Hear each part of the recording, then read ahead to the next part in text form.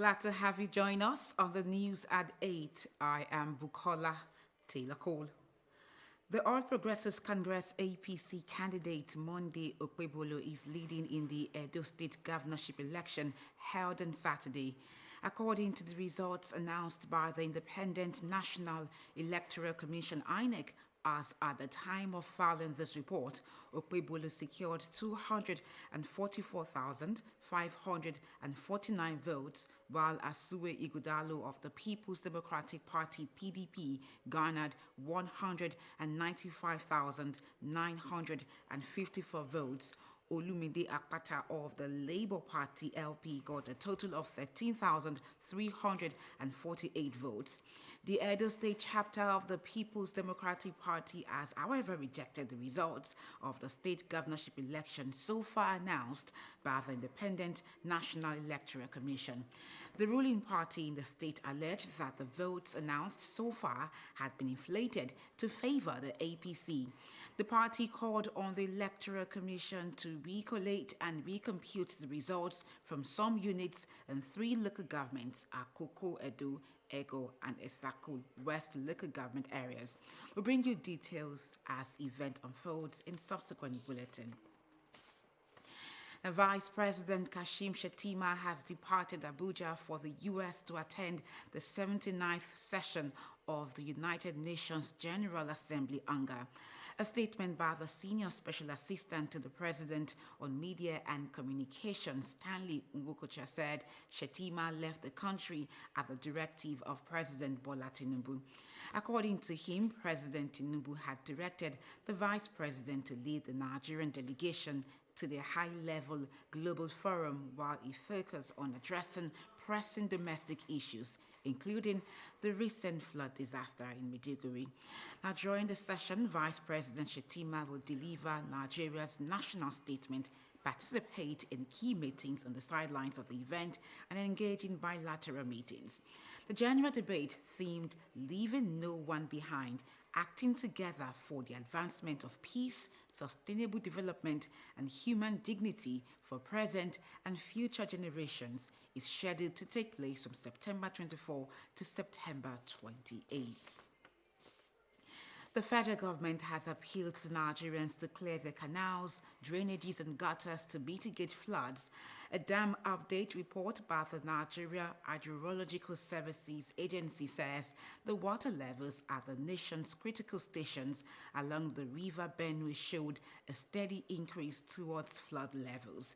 In a statement, head media and publicity Loretta Samuel urged the 12 flood-prone states earlier warned by the agency to put measures in place to contain or allow conveyance. Now, this is as a recent overflow in the Alau Dam caused the worst flooding in Maiduguri, Borno State, and in the history of Nigeria.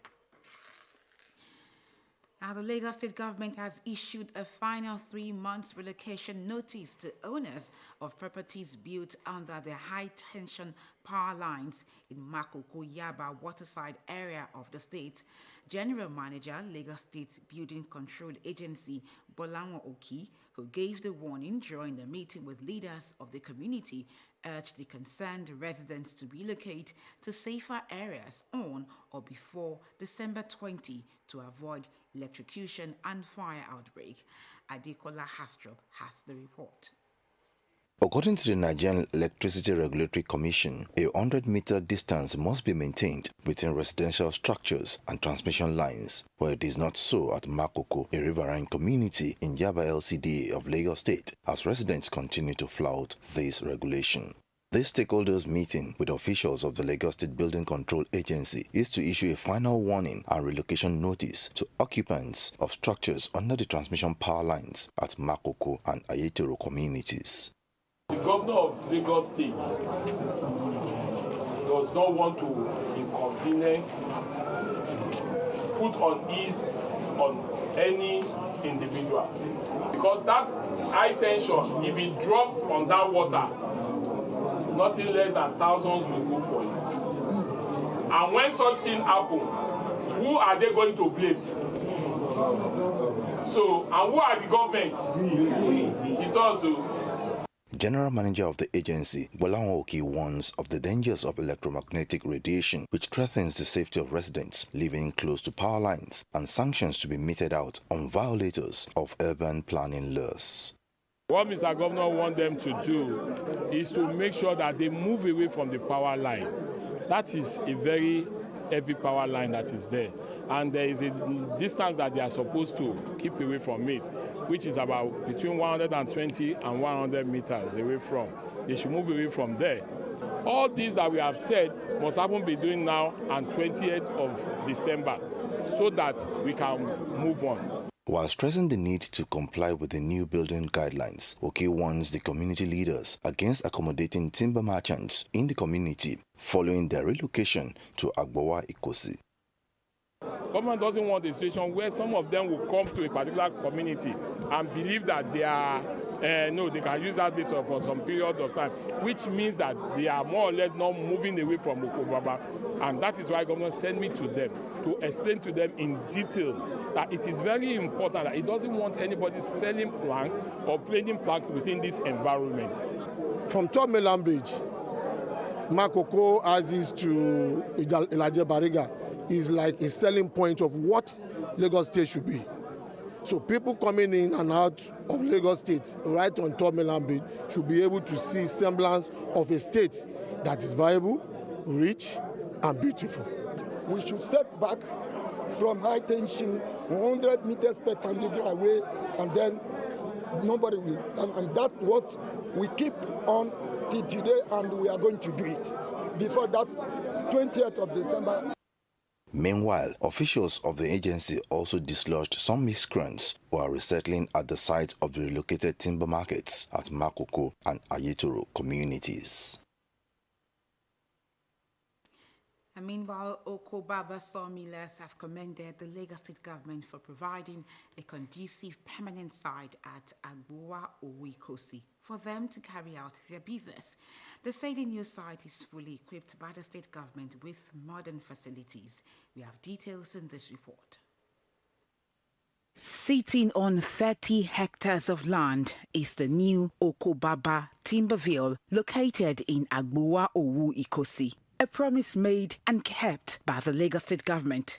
Okobaba Sawmill is one of the largest sawmills in Nigeria, contributing about 80% of woods used in Lagos and its environs. Formerly located in Ibutimeta, the sawmill accommodates over 2,000 sawmill operators. For several years, successive administrations in Lagos have made concerted efforts to relocate the sawmillers, and now it has come to fruition. When Tinubu's government started, That's 1999. 1999, okay. Then they wanted to, they could us to Ejiri, in Ikosi local government. We went to Ejiri. We saw that Ejiri cannot satisfy our project. Then we refused to go. He gave us the opportunity to choose a place that will be better for our business. That's why we come to Agbowa. And immediately we introduced Agbowa to the government. The government took it up and began to make the preparation for the location. At Ibutimeta, the structure there were planks. They are shanties, let me use that word. And there's no modern facilities at all. Nothing like restaurants, nothing like standard toilet, no even standard or no toilet. There's no toilet. There's even the electricity we use there. We share electricity with the community. The new Okobaba Timberville is equipped with more than 200 workshops and offices, over 200 housing units, electricity and water facilities, as well as other modern facilities. Okobaba has become a dead place for us.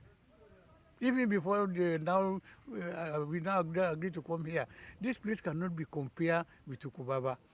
This place is a very modern, international sawmill operation.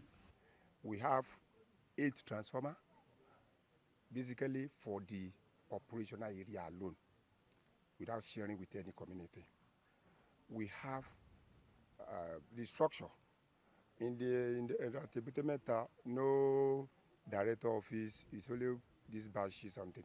But at Agbowa Owikosi site, we have a block offices, well furnished, with all electricity and everything.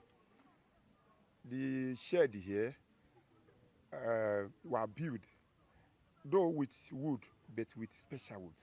You know, Ebute Metta, it's just a street to the place. But here, government created 4-lane road from Itokin Road down to the site. Anytime our tugboat is moving our goods to Lagos, there is a place that we call Palava. Before we could cross over, there is a lot of losses that always come around. But with this, we are not going to be experiencing that anymore.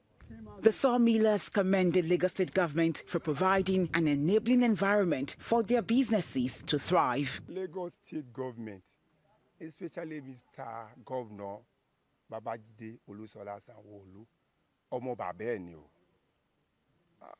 He's a man of dignity. If you believe in Nigeria, we have responsive government in Nigeria, especially Lagos State government. Because for what they have done here, it has never been done in the whole of Africa. The relocation of these sawmillers from Ebute Metta to Agbowa Owikosi is part of the state government's initiative to make Agbowa a major agriculture processing zone and a viable hub for the timber and construction industry within the Ikorodu-Ekpe sub-region. Bukola Taylor-Cole, LTV News. Now to this one, the Lagos State Commissioner for Tourism, Arts and Culture, Toke Benson Awoyinka, has called for strategic partnerships to enhance tourism in the state. She made the call during her tour of key cultural and historical landmarks in the state. We have details in this report. It was a busy day for the Lagos State Commissioner for Tourism, Arts and Culture, Toke Benson Awoyinka, as she embarks on a tour of some of the state's foremost iconic landmarks. From the John Randall Center to the historic Freedom Park and Onikon House, the Commissioner is on a mission to assess and enhance Lagos tourism potential. To show Lagosians and to show the world the potential of Lagos tourism, the potential of showing off our heritage, the potential of us telling our history the way it should be told and not our history being told by other people. It is also to show our children that there's so much embedded in Lagos, there's so much culture, there's so much heritage, and there's so much to do out here, rather than us going to look for things elsewhere outside of our shore. Begin to retell our stories. The National Museum itself is a national monument, and within that we have artifacts that go as far back as the 15th century. So these artifacts tell not just the Lagos State story, but the story of Nigeria. And by partnering with Lagos State, we can make the National Museum a tourist destination in a wider ecosystem of cultural tourism. The Commissioner called for greater involvement from private sector, highlighting the need to further invest in the preservation of these historical sites while developing tourism-related infrastructure. It's only when you've invested that you can then raise the standard so that people from all over the world can see and be willing to come here. There is a lot of opportunity for business, opportunity for job creation, opportunity to also project this city and this country in the right light. The handshake between the federal and the state government is very, very vital here now. And he's representing the private sector. So we bring everything together to bring Lagos out to the world for us to be who we are. Our story is being told by ourselves and not being told on our behalf. This tour of Lagos' iconic landmarks underscores the state's commitment to revitalizing tourism, not only to preserve its rich history, but also as a driver to economic growth. Ayola Adelesi, LTV News. Christians have been urged to honor God with their possessions as it creates more prospects. The Venerable Folorun Shogini, guest preacher at the 20th anniversary Thanksgiving of St. Matthew's Anglican Church, Itamaga, Ikorodu, says giving is a sacrifice that promotes God's sanctification. Ikorodu Bureau Chief Adeshegu Igop has the report.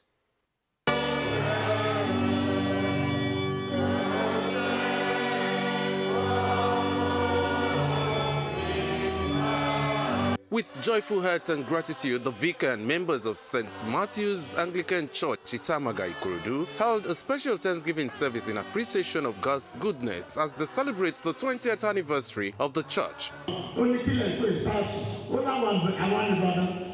Guest preacher, the Venerable Folorunsho Ogini, charged members to emulate the virtues of resilience, sacrifice, dedication, and commitment in their service to God. There is nothing we do for God that is anywhere in vain. He has a way of recording the work of the end of his children. The Bible says, he is the one that reward those who diligently walk as children. The reason why Christians today will suffer is that we are pursuing those things that we are not supposed to pursue. The vicar and members expressed gratitude for an achievement yet unimaginable and unprecedented. Whatever we do, we should have eternity in view, which is the theme of our anniversary. That whether they are giving or do whatever they are doing, they should do it with the view of eternity. And there is nothing you give unto the Lord that you lose, because you are giving back to the owner and he will multiply it for you. As few as we are in the church, God provides for us and gave us supporters from outside. People doesn't believe that we are the one that built this when they come to our church. But God has been faithful for us since the inception of this church. Some members were awarded in recognition of their outstanding ministerial support to the development of the church. Thought I'm doing the work for my own glory. It's not, I'm not doing it for another person. I'm only planning towards my exit on earth, so that I'll be well rewarded according to my faith. And that is, I'm very happy that I've been recognized on earth, and I believe that when I get to heaven, I will also be recognized. They should be ready to give willingly, because God will reward them accordingly. When you are thinking that you don't have much, you don't want to donate, you are denying your progress. The more you are giving, the more God will provide for you. Established in 2004, St. Matthew's Anglican Church, Itamaga, Ikorodu Archdeaconry, has continued to inspire and develop principles with an enhanced mode of worship to ensure sustained growth. Adeshegun Igor, LTV News. Kehinde Akinola and Olivia Akinola have been installed as the Mayegun and Otun Mayegun of Ipaja Kingdom by His Royal Majesty Oba Kolawole Egundupe, the Olu of Ipaja Kingdom, who charged them to be good ambassadors of the kingdom. Ayola Delesi has the report. The Ipaja community has been in existence since the 18th century, growing from small community to a big residential area. Performing the traditional rituals and handing over of certificates and staff of office to the Mayegun and Otun Mayegun of Ipaja Kingdom. His Royal Majesty Oba Kolawole Egundupe, the Olu of Ipaja Kingdom, says the approval of the chieftaincy title of Mayegun and Otun Mayegun Bales and chief of the community is to further strengthen the traditional and cultural heritage of Lagos State. It's one of our pillars in Ipaja here. That is why I choose him as Mayegun of Ipaja Kingdom. I have my own domain. I can install anybody as a chief in my domain. The newly installed Mayegun and Otun Mayegun explained that the new titles signifies more work for them in contributing to the improvement of their community. I'm happy today that somewhat we are recognized for the efforts that we play in making Ipaja Kingdom what it is today. So yes, a very rewarding exercise, and I'm truly happy. In every way possible, we are going to contribute our maximum support to the kingdom and Ipaja land as a whole to make it indeed a distinct place in Nigeria. I feel encouraged to do a lot of things for those who are not able to do for themselves, like giving them maybe starting new jobs, businesses, encouraging them to go to school so that they have a better future. Chief Kehinde Akinola, the Mayegun of Ipaja, is an astute civil engineer, businessman, entrepreneur, and administrator, a fellow of the Nigerian Institute of Civil Engineers, and married to Olivia Akinola, a retired medical doctor. Ayola Adelesi, LTV News.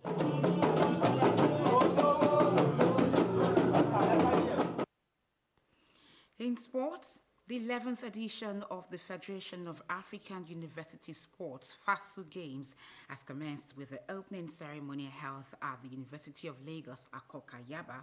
Over 1,500 athletes are competing for medals at the Games, aimed at providing a platform for students to showcase their talents and foster interactions among universities across the continent. We have details in this report. The impressive opening ceremony held on Saturday at the Unilag Sports Complex involved cultural displays and march past by the participating institutions that cut across all the sub-regions of the African continent. The Lagos 2024 FASU Games, scheduled to run till September 29, is being co-hosted by Unilag and Lagos State University, LASU, marking the first ever joint hosting by two universities.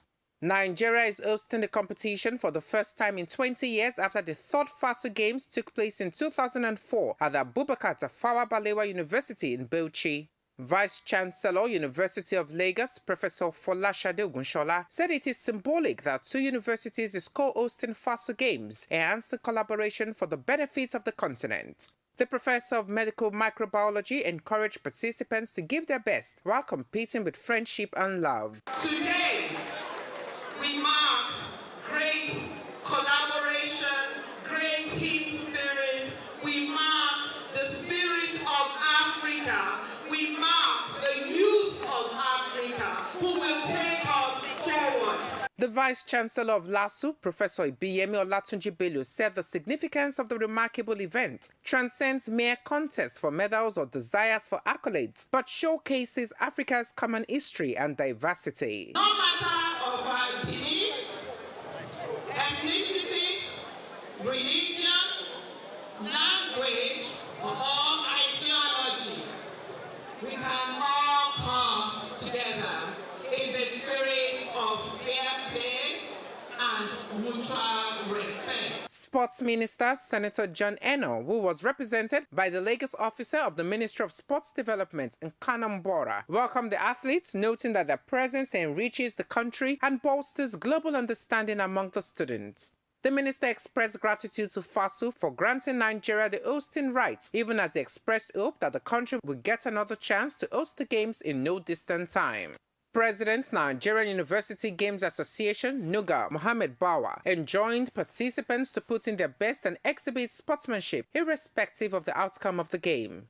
Bawa described FASU as a platform for youths to network, showcase their potentials and leadership qualities, make friends and break borders irrespective of tribe, language and background. The Games, later declared open by the President of the Federation of African University Games, Dr. Ashraf Sobi, who also lights the Games torch in conjunction with other executive members of the body. Over 1,500 athletes are competing in different individual and team sports, including basketball, badminton, chess, football, handball, judo, Scrabble, squash, swimming, table tennis, taekwondo, tennis, volleyball, and track events, among others. The closing ceremony is scheduled for Sunday, September 29 at Lagos State University, Ojo.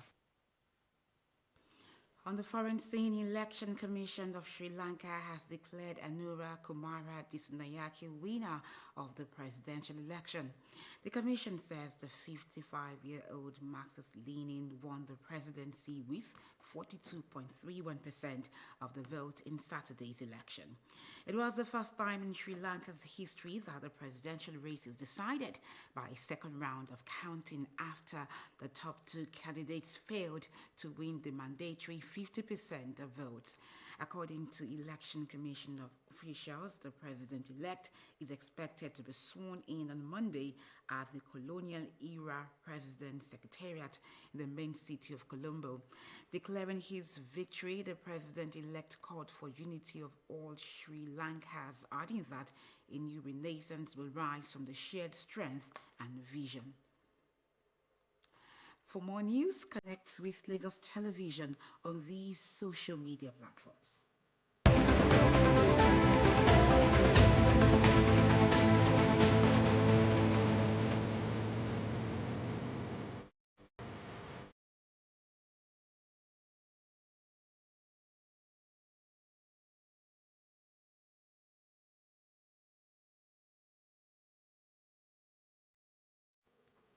Many thanks for watching the news at 8. Please remember to call Lagos toll-free lines 767 or 112 in case of emergencies. I am Bukola Taylor Cole. Good night.